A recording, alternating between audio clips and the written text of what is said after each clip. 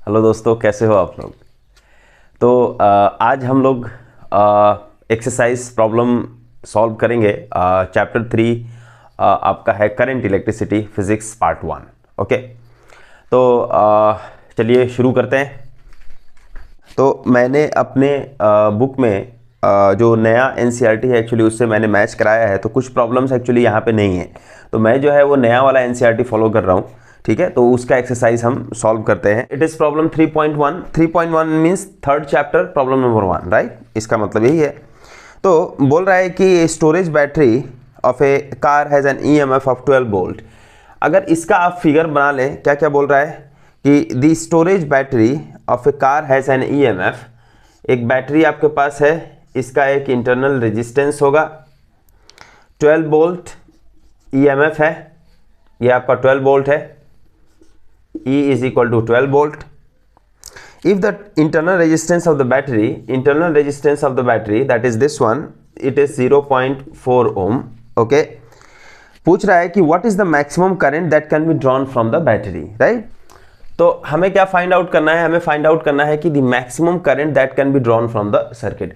तो अगर ये एक क्लोज सर्किट बन गया जहां पे मैंने एक एक्सटर्नल रेजिस्टेंस हमने कनेक्ट कर दिया है, अब ये क्लोज सर्किट बन गया, तो इसके अंदर से जो करंट हमारी फ्लो होगी वो कितनी फ्लो होगी। Let us consider I be the current which is flowing through this circuit. तो उस केस में आई इज इक्वल टू क्या होगा कि वोल्टेज दैट इज ईएमएफ के बराबर, यहाँ पे ई है, डिवाइडेड बाई क्या होगा आपका रेजिस्टेंस। तो चूंकि ये दोनों रेजिस्टेंस सीरीज में कनेक्टेड हैं, जस्ट आपको ऐड कर देना है, it is R E X plus small R के बराबर हो जाएगा। ये हमारा एक्चुअली करंट की वैल्यू होगी। अब यही बोल रहा है कि ये करंट की वैल्यू मैक्सिमम आपको कब मिलेगी, maximum current that can be drawn from the circuit. देखिए मैक्सिमम करंट कब मिलेगा, जब इसकी वैल्यू हमारी मिनिमम होगी, then this I will be the maximum, right. तो बात यह है कि ये जो रेजिस्टेंस है वो मिनिमम कब होगा। तो यहाँ पे दो रेजिस्टेंस का एक क्वांटिटी है, यहाँ पे दो रेजिस्टेंस है, एक रेजिस्टेंस है इंटरनल रेजिस्टेंस और एक है आपने एक्सटर्नल रेजिस्टेंस को जो ऐड करके रखा हुआ है। तो इसमें से आप बताइए कि इसमें से क्या चीज हम जीरो कर सकते हैं। तो इसमें से आप देख सकते हो कि जो इंटरनल रेजिस्टेंस है बैटरी का, एक्चुअली हम उसको हटा नहीं सकते।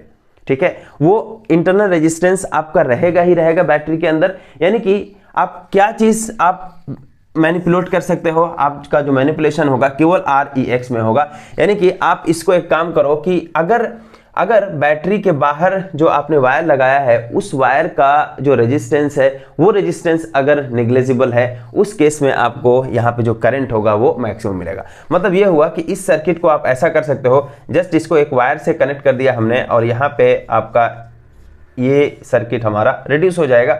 यहाँ पे ई है, यहाँ पे स्मॉल आर है और यहाँ पे आर ई एक्स जो है उसको मैंने क्या कर दिया, जीरो कर दिया ऑलमोस्ट। ठीक है, तो ये जो करंट होगा वो हमारा क्या होगा, आई मैक्स के बराबर होगा। तो आई मैक्स यानी कि आई मैक्स आपको तब मिलेगा, I become I max when क्या हो जाए, आर ई एक्स जो है एक्सटर्नल रेजिस्टेंस जो है हमारा जीरो के बराबर हो जाए। तो उस समय जो मैक्सिमम करंट हमारा मिलेगा वो क्या मिलेगा, that is E upon R, और ई की वैल्यू है 12 और आर की वैल्यू है आपका कितना, 0.4, that is equal to how much, it is 120 divided by 4, that is 30 ampere, right.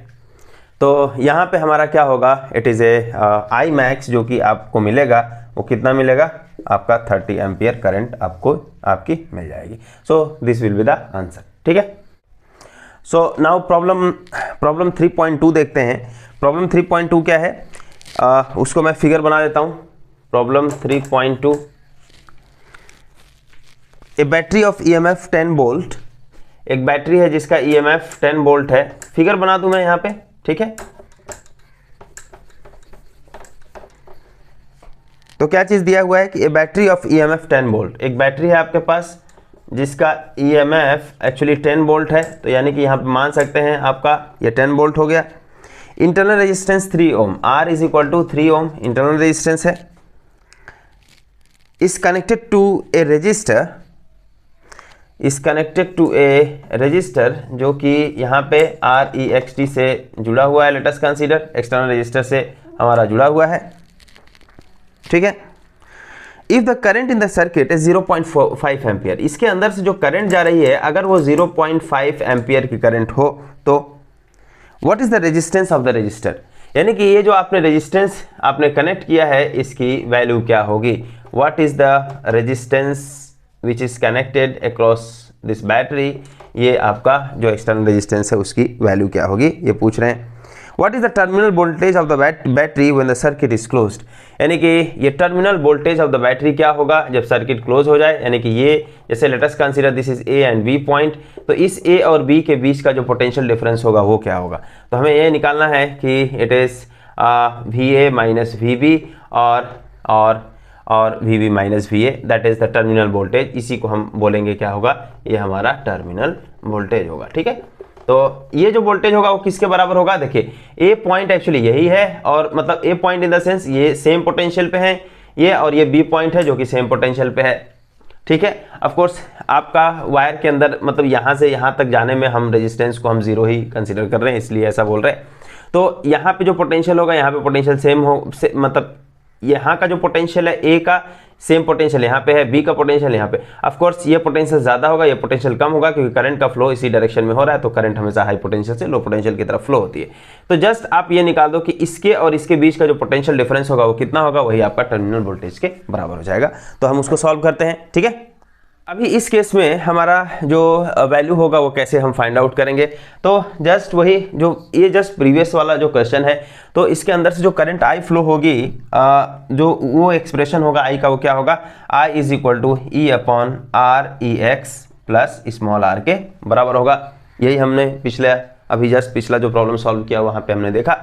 तो यहाँ पे एक्चुअली क्या गिवन है, गिवन है कि आई गिवन है, हमें आर निकालना, आर ई एक्स सी।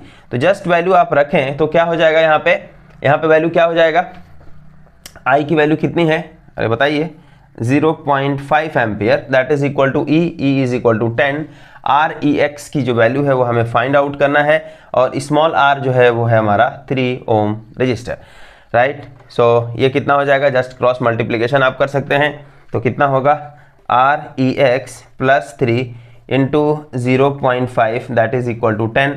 अब जैसे भी आप इसको सॉल्व करना चाहें कर सकते हैं, 0.5 को आप उधर लेके जा सकते हो, तो R E X plus 3 is equal to 10 divided by 0.5, और ये कितना हो जाएगा, ये हो जाएगा आपका 100 डिवाइडेड बाई 5, राइट। तो 100 डिवाइडेड बाई 5 कर लिया आपने, और ये हो जाएगा आपका 20, that is equal to REX that is equal to 20 minus 3 that is equal to 17 Om.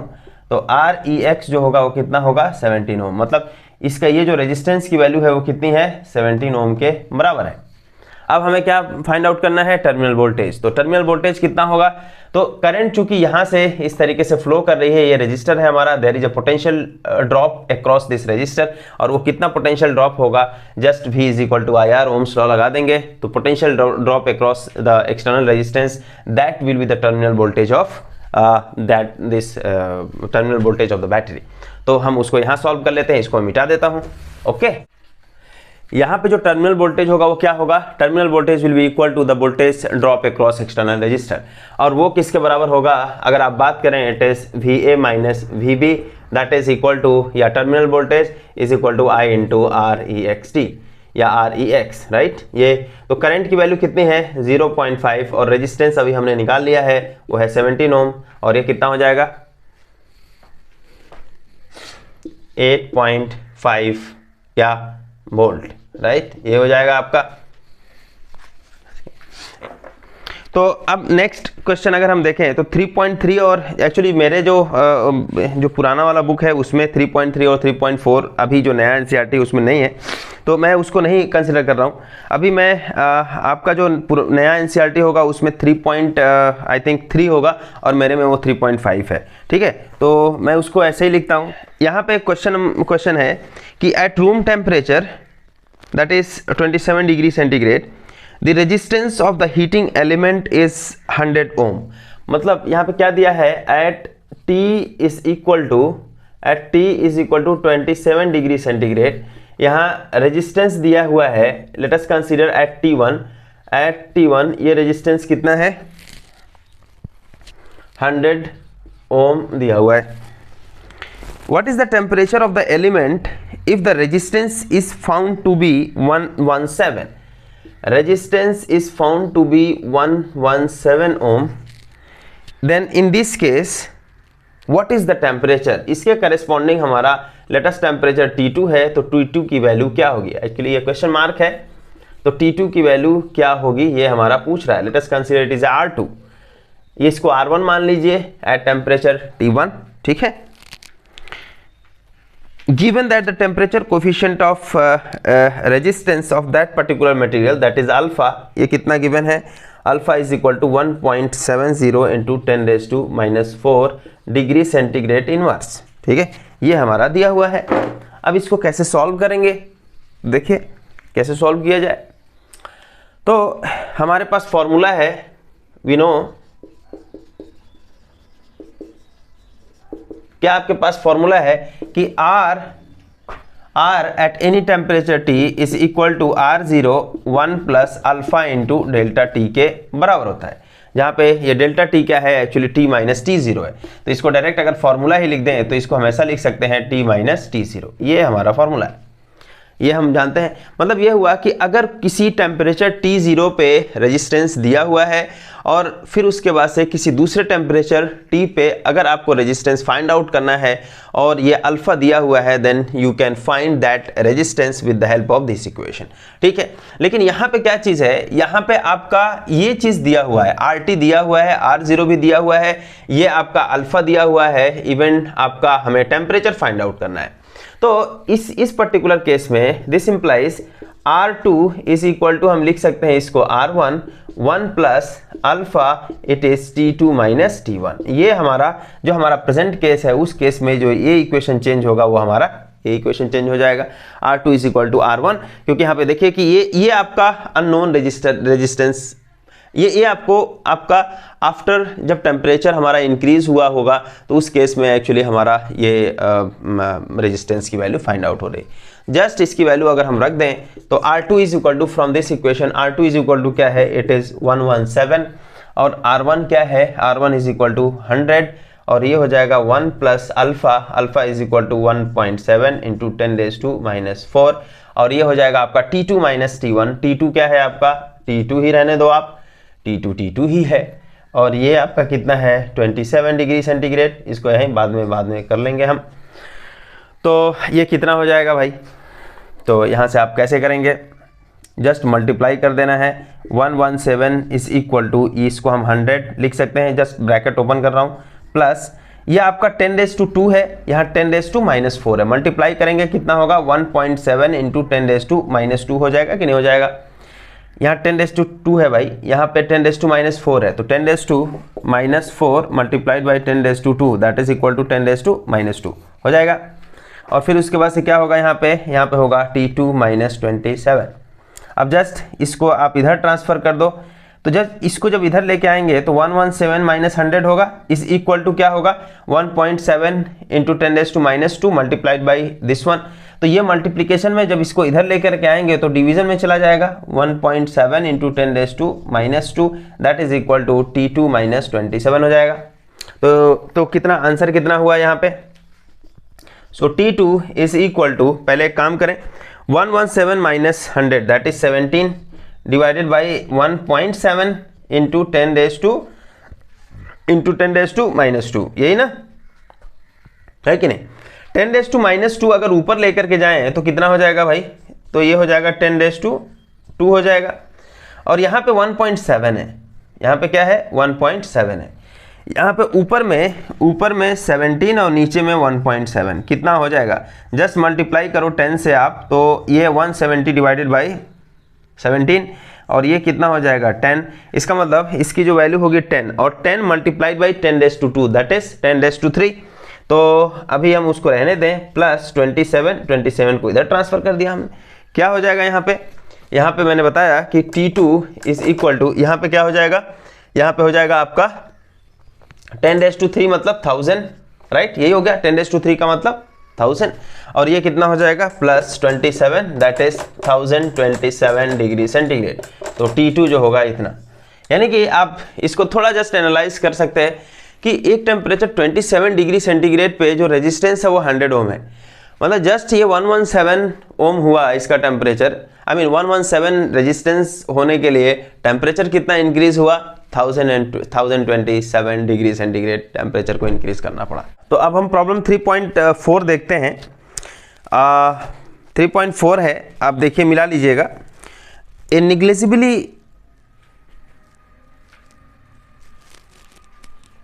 small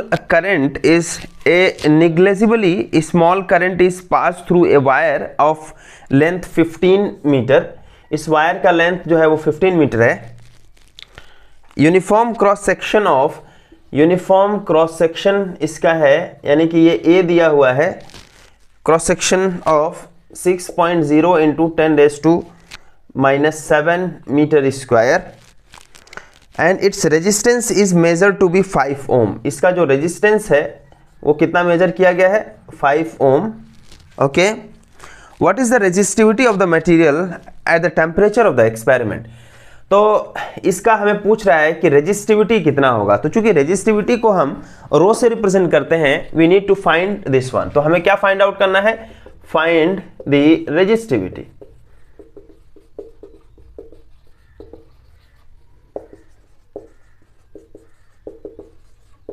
आप लोग जानते होंगे रेजिस्टेंस और रेजिस्टिविटी में क्या फर्क होता है, कि रेजिस्टेंस एक्चुअली रेजिस्टिविटी पे डिपेंड करता है, लेकिन रेजिस्टिविटी वो रेजिस्टेंस पे डिपेंड नहीं करता है। Resistivity just material dependent property होती है, ठीक है। तो यहां पे हम बात करें, आपके पास फॉर्मूला है, वी नो दैट, क्या आप जानते हैं कि रो इज इक्वल टू, मेरे ख्याल से ये फॉर्मूला आपको पता होगा, R is equal to rho L over A, right. तो यहां से हम रो निकाल सकते हैं कि रो इज इक्वल टू क्या होगा? R A upon L. तो आर की वैल्यू, अब ये सभी चीजें गिवन है फिगर से, तो फिगर से क्या क्या गिवन है? आर की वैल्यू है 5 ओम और ए की वैल्यू है आपका 6.0 इंटू 10⁻⁻7 और एल की वैल्यू कितनी है? एल की वैल्यू है 15, ठीक है। तो इसको आप क्या लिख सकते हो? देखिए यहाँ पे 5 मल्टीप्लाइड बाई 6.0 को अगर हम 60 लिखते हैं, इसका मतलब 10⁻⁻1 और चला जाएगा उधर, तो इसको हम लिख सकते हैं 10⁻⁻8 डिवाइडेड बाई 15। हो जाएगा कि नहीं हो जाएगा?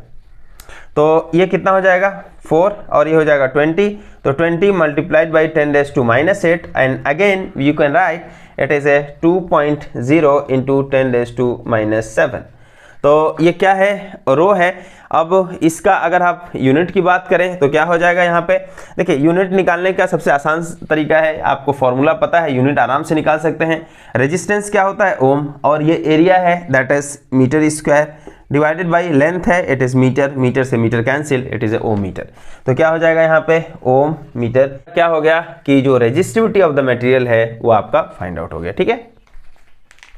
तो प्रॉब्लम 3.5 अगर आप देखें तो क्या है प्रॉब्लम 3.5?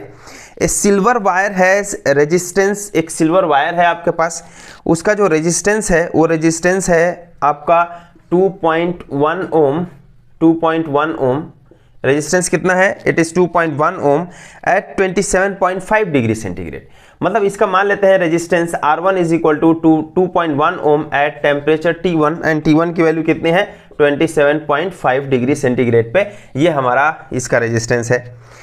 एंड रेजिस्टेंस ऑफ 2.7 ओम, और 2.7 ओम इसका रेजिस्टेंस हो जाता है कब? जब टेम्परेचर को आप बढ़ा देते हो 100 डिग्री सेंटीग्रेड, यानी कि 100 डिग्री सेंटीग्रेड अगर कर दें तो टेम्परेचर 100 डिग्री सेंटीग्रेड अगर टेम्परेचर कर दें तो आपका रेजिस्टेंस कितना हो जाता है? इसी वायर का रेजिस्टेंस आपका 2.7 ओम हो जाता है। Determine the temperature coefficient of resistivity of the silver. क्या हमें निकालना है? डिटरमाइन, यानी कि हमें क्या निकालना है भाई? Determine alpha. बेसिकली वही अल्फा हमें फाइंड आउट करना है। तो आप जानते हैं कि अल्फा के लिए बेसिकली हमारे पास एक एक्सप्रेशन रहता है कि since we know that R is equal to R0 1 plus alpha delta T. ये फॉर्मूला आपको पता है। अब जस्ट इसी में रख देना है, इसका मतलब हम इसको लिख सकते हैं R2 is equal to R1 1 plus alpha. Actually delta T is nothing but it is just T2 minus T1, so it is T2 minus T1। ये हमारा हो जाएगा फॉर्मूला। हो जाएगा नहीं हो जाएगा? तो फिर उसके बाद से यहाँ से अल्फा इज इक्वल टू क्या होगा, यही आपको फाइंड आउट करना है।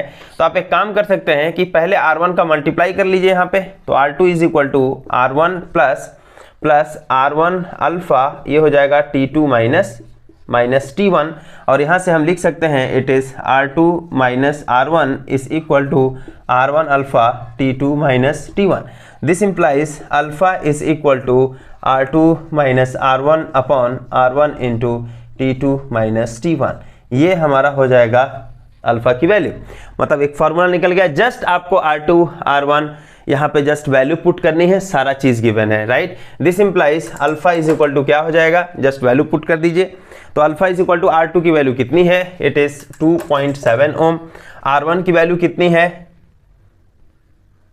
2.1 ओम, डिवाइडेड बाई T2 की वैल्यू कितनी है, T2 की वैल्यू है आपका 100 डिग्री और फिर उसके बाद ये कितना है 27.5 degree centigrade, right. Then what is this one, ये कितना हो जाएगा, अच्छा नीचे R1 भी है, तो R1 की वैल्यू कितनी है भाई, R1 इज इक्वल टू कितना है 2.1 ओम, राइट। ये वाला हमारा वैल्यू हो गया, तो इसको हम थोड़ा ऐसा करके लिख देते हैं। तो अल्फा इज इक्वल टू यहाँ पे कितना हो गया R2 माइनस R1, तो R2 है आपका 2.7 माइनस R1 है आपका 2.1 divided by R1 that is 2.1 और ये कितना होगा T2 minus T1, it is 100 minus 27.5।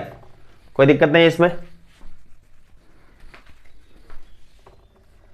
So now 2.7 minus 2.1 कितना हो जाएगा 0.6, राइट, डिवाइडेड बाई 2.1 और ये कितना हो जाएगा 72.5 हो जाएगा 6 डिवाइडेड बाई 21 मल्टीप्लाइड बाई 72.5। अगर आप उसको फिर से ये जो डेसिमल पॉइंट है उसको हटाना चाह रहे हैं तो फिर 10 से ऊपर नीचे मल्टीप्लाई कर दो, तो 60 डिवाइडेड बाई 21 मल्टीप्लाइड बाई 725, तो ये जो अल्फ़ा है वो वैल्यू निकल जाएगी। जस्ट इसको आपको सॉल्व कर लेना है, तो कितना वैल्यू आ गया 3.9 इंटू 10⁻³ डिग्री सेंटीग्रेड इनवर्स, ठीक है। तो आपका प्रॉब्लम 3.6 में क्या चीज़ गिवन है कि एक नाइक्रोम वायर को हमने 230 वोल्ट पावर से सप्लाई किया है, यानी कि वोल्टेज की वैल्यू है 230 वोल्ट, राइट। और इनिशियल करंट जो हमारा मिल रहा है इससे वो कितना मिल रहा है 3.2 एम्पियर इनिशियल करंट हमारा मिल रहा है। ये initial current after some time settles to the steady state value of 2.8 ampere, ये सेटल होता है। उसका रीज़न ये है कि आपका देखिए करंट चेंज हो करके आपका 2.8 एम्पियर हो गया, यानी कि करंट की वैल्यू कम हो गई, इसका मतलब वो वहाँ सिस्टम के अंदर वो जो रेजिस्टेंस है वो बढ़ गया क्योंकि टेम्परेचर बढ़ गया है, ठीक है। तो पूछ रहा है कि what is the steady temperature of the heating element, यानी कि इसके करस्पॉन्डिंग हमारा टेम्परेचर कितना हो जाएगा, temperature of the heating element if the room temperature is 27 degree centigrade. इसका मतलब जब आपने इनिशियली कनेक्ट किया था उस वक्त जो टेम्परेचर था वो रूम टेम्परेचर के बराबर था और वो दिया हुआ है वो 27 डिग्री सेंटीग्रेड के बराबर है, ठीक है। और गिवन क्या है, temperature coefficient of resistance is 1.7 into 10⁻⁻4 degree centigrade inverse, ठीक है। ये दिया हुआ है, कैसे फाइंड आउट करेंगे, तो चूंकि हम जानते हैं कि जो हमारे पास फॉर्मूला होता है वो क्या फॉर्मूला होता है कि सिंस वी नो दैट, हम क्या जानते हैं R2 is equal to R1 1 plus alpha into T2 minus T1, ये हमें पता है। तो अब देखिए हमें क्या फाइंड आउट करना है, हमें फाइंड आउट करना है कि what is the value of R1 and R2। तो जब आपका वोल्टेज 230 था और करंट I1 था तो उस केस में टेम्परेचर, उस केस में रेजिस्टेंस कितना हुआ, तो यहां से हम फाइंड आउट करेंगे कि let when V is equal to 230 volt, I1 is equal to 3.2 ampere, I1 is equal to 3.2 ampere, then in this case let us consider resistance जो है इनिशियल रेजिस्टेंस वो R1 अगर होता है तो R1 इज इक्वल टू क्या हो जाएगा, it is V over I1 होगा। नाउ सेकेंड केस में वोल्टेज तो 230 वोल्ट ही है, 230 वोल्ट ही है, लेकिन करंट क्या हो गया है, करंट 2.8 एम्पियर हो गया है। उस केस में रेजिस्टेंस मान लेते हैं वो R2 अगर हो तो V अपॉन क्या हो जाएगा, ये I2 के बराबर होगा। जस्ट R1 R2 की पहले आप यहाँ पे पुट कर लीजिए। देन फ्रॉम इक्वेशन नंबर 1 मान लेते हैं कि हम बात करें फ्रॉम इक्वेशन 1 से R2 की वैल्यू क्या लिख सकते हैं, V upon I2 is equal to V upon I1 multiplied by 1 plus alpha और ये कितना होगा T2 minus T1 is equal to 27 degree centigrade, right. तो ठीक है, बाद में रख लेंगे हम इसको डिग्री सेंटीग्रेड में। v से ये v कैंसिल हो जाएगा। This implies I1 upon I2 is equal to क्या होगा हमारे पास यहाँ पे होगा 1 plus alpha into T2 minus 27 हो जाएगा कि नहीं हो जाएगा। तो जस्ट आप वैल्यू देख लें, यहाँ से डायरेक्ट आप पहले T2 के लिए एक्सप्रेशन भी फाइंड आउट कर सकते हैं, फिर उसके बाद से आप वैल्यू रख के सॉल्व कर लीजिए, या आप यहाँ से सॉल्व करते हुए जाइए। तो मेरे हिसाब से अच्छा ये रहेगा कि पहले आप एक्सप्रेशन निकाल लें। तो उसके हिसाब से alpha into T2 minus 27 is equal to किसके बराबर हो जाएगा। तो ये 1 को इधर लेके आ जाएंगे तो क्या हो जाएगा, I1 divided by I2 minus 1 हो जाएगा नहीं हो जाएगा। तो यहाँ पे कितना हो जाएगा, it is I1 minus I2 upon I2 हो जाएगा। That is equal to alpha into T2 minus 27। Alpha को इधर ट्रांसफर कर दो आप, तो 1 अपॉन अल्फ़ा हो जाएगा, right. Then what is T2, so T2 is equal to हम लिख सकते हैं T2 इज इक्वल टू क्या हो जाएगा, I1 minus I2 upon I2 into alpha, और ये कितना हो जाएगा प्लस 27।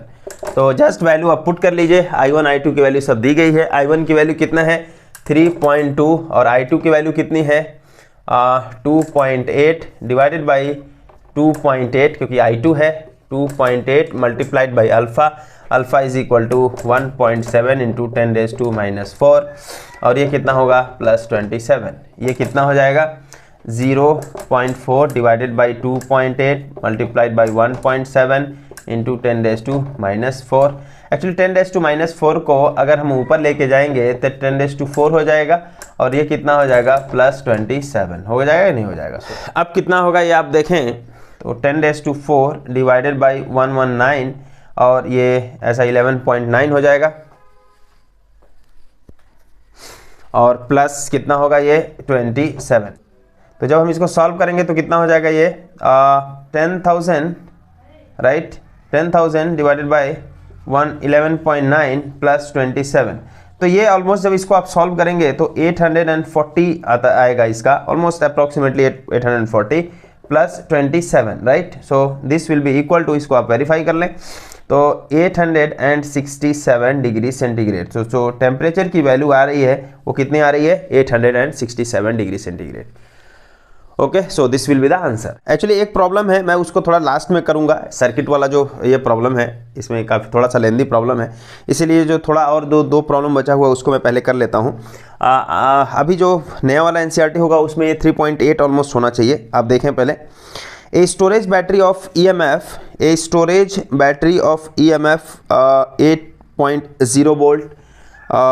जस्ट फिगर में बनाऊँ अगर इसका, a storage battery of EMF E is equal to 8.0 volt, internal resistance R is equal to 0.5 ohm, ठीक है, is being charged by 120 volt battery। 120 volt battery से मतलब जो है ये एक बैटरी से मतलब जो है चार्ज कर रहे हैं हम इसको, 120 वोल्ट बैटरी से चार्ज कर रहे हैं। DC supply using A series register of 15.5 ओम, मतलब एक सीरीज रजिस्टर यहाँ पे अप्लाई किया गया। एक series register R is equal to कितना अप्लाइड है 15.5 ओम रजिस्टर को अप्लाई किया गया है, ठीक है। ये हो जाएगा हमारा। पहला पूछ रहा है कि what is the terminal voltage of the battery. दूसरा क्या पूछ रहा है, what is the purpose of register R। तो सबसे पहले देखिए चार्जिंग स्टेट में ये है, इसका मतलब करंट हमारा इधर से देखिए फ्लो कर रहा है, तो करंट इधर से फ्लो कर रहा है, तो सबसे पहले आप करंट निकाल दीजिए। तो जो टर्मिनल वोल्टेज होगा, टर्मिनल वोल्टेज मतलब क्या हुआ कि इसके मतलब across this one, voltage across this one, ठीक है। मान लेते हैं अगर ये पॉइंट है, ये पॉइंट बी है, तो VA माइनस VB हमें यही फाइंड आउट करना है। तो चार्जिंग के केस में, चूंकि ये चार्जिंग केस है, चार्जिंग के केस में एक्चुअली जो टर्मिनल वोल्टेज होता है वो कितना होता है, ये होता है आपका, अगर हम बात करें यहाँ पे VA माइनस VB की, जो कि हमें ये निकालना है, तो ये होता है E प्लस IR के बराबर होता है, और IR मतलब ये वाला इंटरनल रेजिस्टेंस। तो चार्जिंग टर्मिनल वोल्टेज इन चार्जिंग स्टेट क्या होता है, VA माइनस VB कितना होता है, E प्लस IR के बराबर होता है।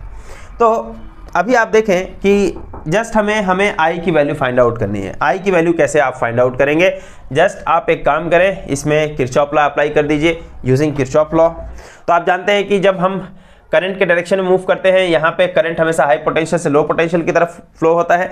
तो let us consider the current I is flowing across this resistor. So कितना हो जाएगा, माइनस आई इंटू आर, और ये कितना हो जाएगा माइनस ई, यहाँ से मैं जा रहा हूँ इस यहाँ से लेकर के minus I into R minus E, और यहाँ पे कितना हो जाएगा minus I into small R, minus I into small R, और यहाँ हो जाएगा plus voltage that is this voltage, अगर ये V इज इक्वल टू मान लें हम यहाँ पे, दैट इज इक्वल टू 0। ये होगा हमारा किरचॉफ लॉ। जस्ट मैंने किरचॉफ लॉ अप्लाई कर दिया। तो यहाँ से जो करंट की वैल्यू होगी वो कितनी होगी, यहाँ से I कॉमन कर लें तो ये हो जाएगा R plus small r, that is equal to क्या होगा यहाँ पे हम इसको लिख सकते हैं प्लस V माइनस E के बराबर होगा। This implies I is equal to V minus E upon R plus small r के बराबर होगा। तो ये करंट की वैल्यू हो जाएगी V minus E upon R plus, क्योंकि इसको उधर ट्रांसफर करेंगे, कितना हो जाएगा answer, I is equal to V की वैल्यू कितनी है 120, और E की वैल्यू कितनी है यहाँ पे दिया हुआ है 8, डिवाइडेड बाई R की वैल्यू कितनी है 15.5 प्लस 0.5, ये कितना हो जाएगा आपका 112 डिवाइडेड बाई 16, कितना हो जाएगा 7 एम्पियर, राइट। ये 7 से कट जाएगा, तो I इज इक्वल टू हुआ हमारा 7 एम्पियर। तो यानी कि 7 एम्पियर करंट हमारी फ्लो हो रही है यहाँ पे, लेकिन हमें क्या निकालना है, terminal voltage, that is hence the terminal voltage will be, hence the terminal, तो hence the terminal voltage will be equal to what, that is equal to E plus I R, E plus I R, और E की value कितनी है, E की value है आपका 8 plus I की value है 7 और R की वैल्यू है 0.5, कितना हो जाएगा ये 8 प्लस 3.5, तो ये कितना हो जाएगा 11.5 वोल्ट। ये हमारा टर्मिनल वोल्टेज की वैल्यू आ गई। ओके, सो दूसरा वाला प्रॉब्लम क्या पूछ रहा है कि इसमें ये जो रेजिस्टेंस यूज किया गया है, इस रेजिस्टेंस का पर्पस क्या है। एक्चुअली इस रेजिस्टेंस का जो सीरीज रेजिस्टर का यूज किया जाता है वो क्या होता है, कंट्रोलिंग ऑफ द करंट होता है, rate of controlling the current in the circuit, और फिर उसके बाद से वो चार्जिंग को ऑप्टिमाइज करने के लिए इसका यूज किया जाता है। ठीक है, तो आप वही लिख देंगे। तो मैंने यहाँ पे इस जो सीरीज रेजिस्टर का जो पर्पस है वो क्या लिखा कि to control the rate of current flow through the circuit and optimise the charging condition. तो यही चीज आपको लिख देना है कि अगर ऐसा कुछ आता है तो। इसमें लास्ट प्रॉब्लम है कि the number density of electron in the copper is,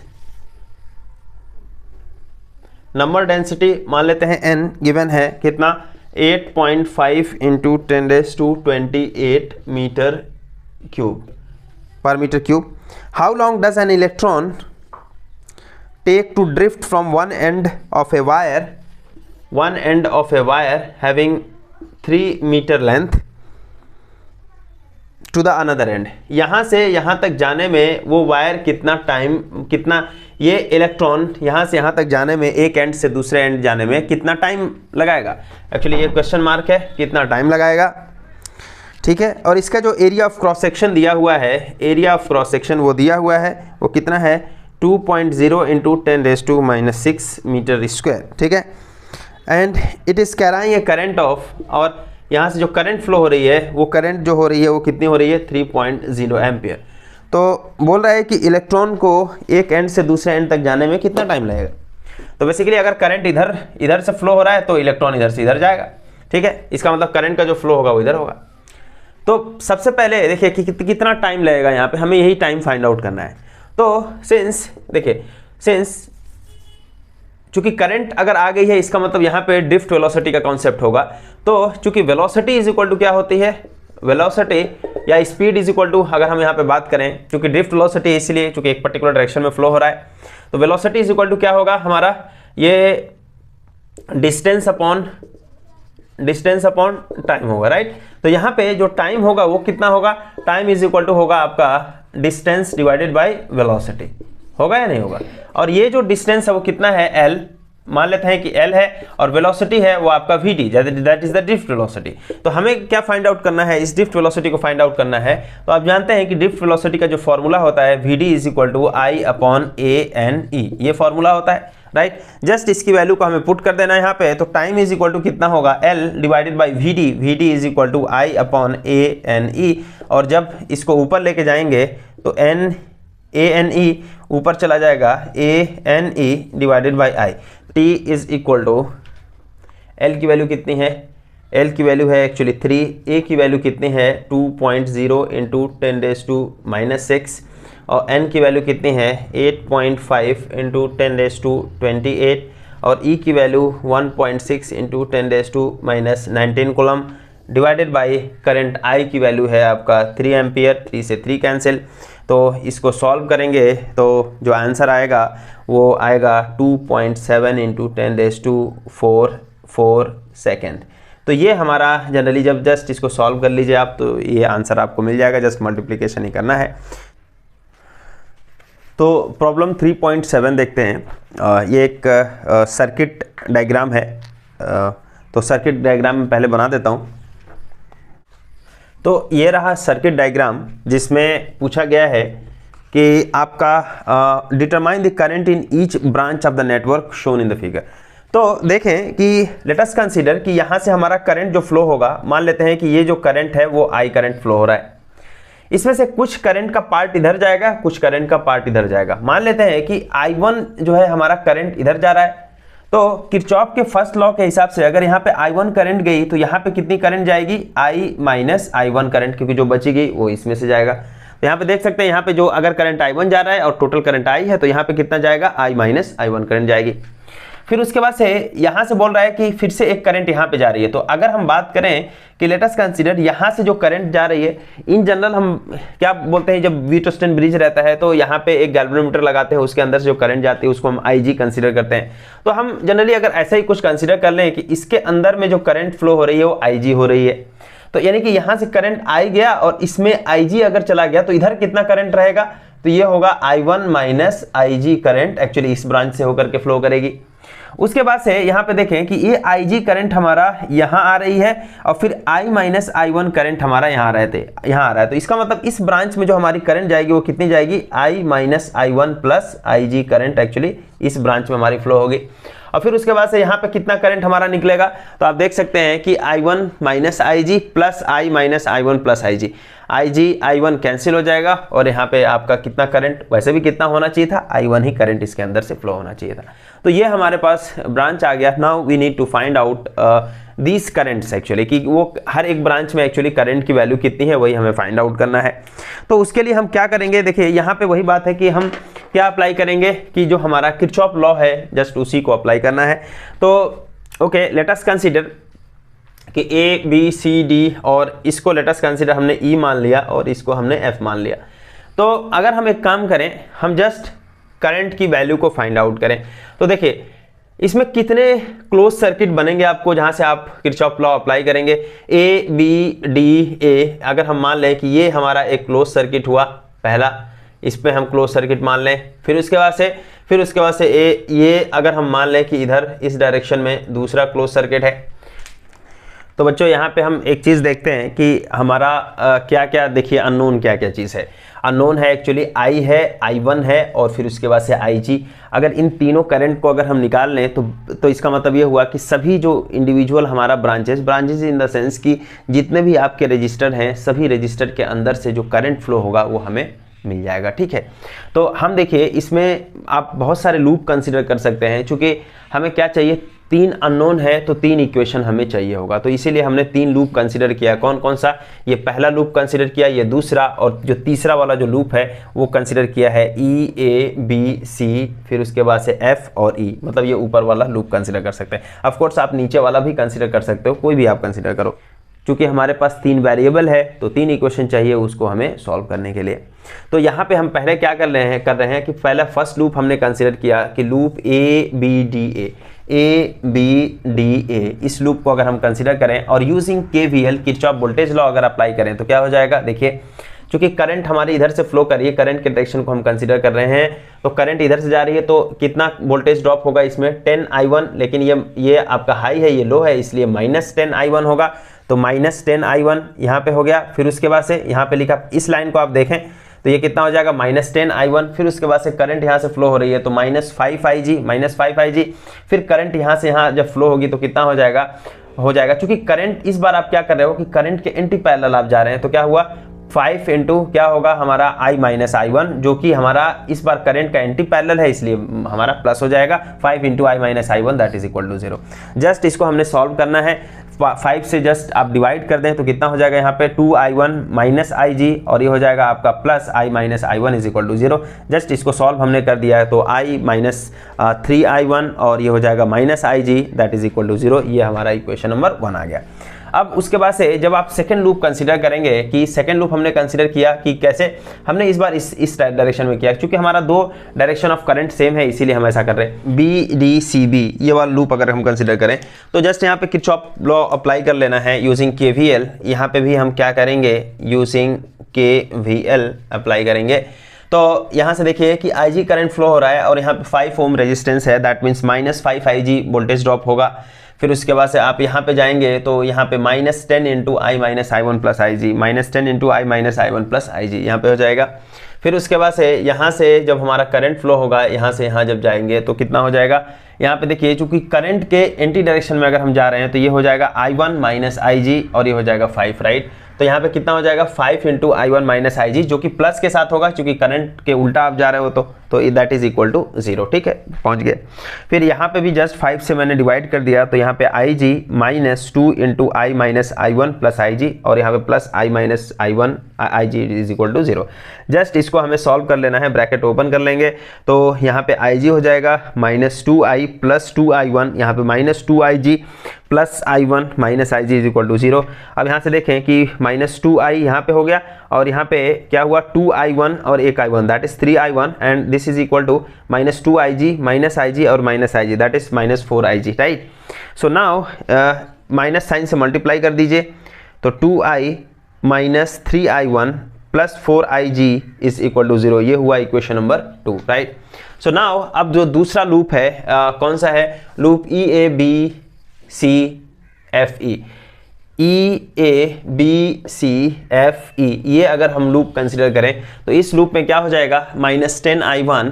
तो जैसे यहाँ से हम कंसिडर लेकर के जा रहे हैं तो क्या हो जाएगा -10i1, फिर उसके बाद से -5i1 minus IG, -5i1 minus IG, फिर उसके बाद से यहाँ से होते हुए यहाँ पे चूंकि माइनस से प्लस जा रहे हैं आप तो +10 हो जाएगा, तो +10 हो गया। फिर उसके बाद से यहाँ से जब आएंगे वो करंट हमारी I है तो -10i जो है हमारा ये हो जाएगा, राइट। अब फिर उसमें से जस्ट हमने 5 से डिवाइड कर दिया तो कितना हो जाएगा यहाँ पे -2i1 और यहाँ पे -i1 minus IG plus 2 -2i is equal to 0। तो ब्रैकेट ओपन करने के बाद में तो वैल्यू कितना हो जाएगा -2i1 माइनस और माइनस ये, ओके, और ये हो जाएगा +2, जस्ट इसको हमने कर लिया। तो 2i1 और यहाँ पे एक i1 तो -3i1 हो गया यहाँ पे, फिर उसके बाद से +IG और यहाँ पे कितना हो जाएगा आपका +2 -2i is equal to 0। Minus sign से मल्टीप्लाई कर दिया, जस्ट इस i को हम पॉजिटिव रख रहे हैं, तो 2i plus 3i1 plus IG -2 is equal to 0। ये इक्वेशन नंबर 3 हो गया है हमारा, ठीक है। तो ये हमारे पास कितने इक्वेशन आए 1, 2 और 3। इन्हीं इक्वेशन को हमें सॉल्व करके I, I1 और IG की वैल्यू हमें क्या करनी है, कैलकुलेट कर लेनी है। अभी क्या था कि हमने तीनों इक्वेशन को यहाँ पे लिख दिया है कि कौन कौन का सा इक्वेशन हमें मिला था। जस्ट इन्हीं देखिए 3 वेरिएबल हैं I, IG और I1 और आपके पास 3 इक्वेशन है, आराम से सॉल्व कर सकते हैं। तो फ्रॉम इक्वेशन 1 से I इज इक्वल टू क्या हो जाएगा IG plus 3i1, IG plus 3i1 है यहाँ पे। अभी इसी वैल्यू को इक्वेशन नंबर 2 में आपको पुट कर देना है, राइट। इसका मतलब इक्वेशन 1 से put this value I is equal to IG plus 3i1 in equation number 2, what will we get. So क्या हो जाएगा 2i की जगह पे क्या, I की जगह पे क्या है IG plus 3i1, right, -3i1 + 4ig is equal to 0। Equation number 2 देखिए आप, जस्ट कर लिया, जस्ट इस ब्रैकेट को ओपन करेंगे, 2ig + 6i1 - 3i1 + 4ig is equal to 0। यहाँ से कितना हो जाएगा, ig और ig दैट इज 6ig, यहाँ पे 4ig है, यहाँ पे 2 तो 6 हो जाएगा, and 6 - 3 is equal to 3i1 that is equal to 0। इसके बाद से हम क्या करें, 3 से जो है हम इसमें डिवाइड कर दिए, तो क्या हो जाएगा, 2ig + i1 is equal to 0। This is equation number 4 मैंने मान लिया। फिर उसके बाद से इक्वेशन नंबर 3 में जस्ट यही i is equal to ig + 3i1 की वैल्यू यहाँ पर भी रख दीजिए, फिर सॉल्व कर दीजिए, तो वो इक्वेशन i1 और ig में आ जाएगा। जस्ट वही काम किया हूँ, तो 2ig + 3i1 + 3i1 - ig - 2 is equal to 0। Just उसको सॉल्व करेंगे तो हमारा जो इक्वेशन आएगा वो कितना आ रहा है, ig + 9i1 is equal to 2। ये इक्वेशन नंबर 5 है। अब इन्हीं दोनों इक्वेशन को हमें सॉल्व कर लेना है।